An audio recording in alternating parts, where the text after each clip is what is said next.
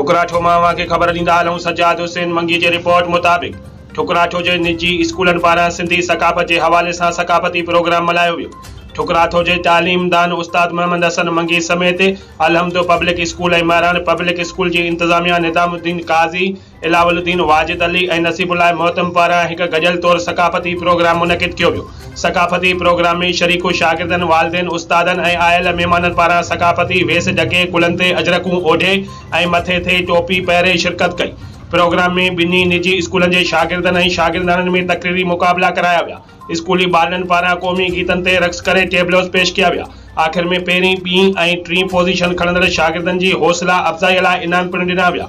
सकाफ़ती programme में सुगड़नि अदीबनि पारां सिंध जी सकाफ़त तहज़ीब बाबति स्कूली ॿारनि खे ॼाण फराहम कंदे दाद वसूल कया विया। आख़िर में क़ौम मुल्क समेत सिंध जे ख़ुशहाली लाइ दुआऊं पिणु घुरियूं वयूं। ज़फ़र अली मंगी साहब जा भी मेहरबानी जेको आया आहिनि प्रोग्राम में। 7th क्लास जो होनहार स्टूडेंट जमालुद्दीन काज़ी जेको सिंध सभ्यता ते पंहिंजे लफ़्ज़नि में रोशनी विझी थो। जमालुद्दीन काज़ी छोड़े सु सिरदा साथी वतन दी पुकार सुनते, सांग छोड़े सु सिरदा साथी वतन दी पुकार सुनते, बुलबुल भी बास दी पोसे चमन दी पुकार सुनते।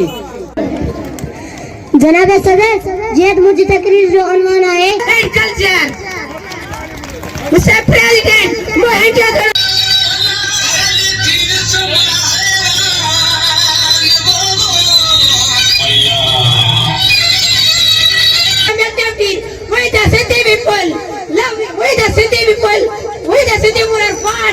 loving people with dangerous women.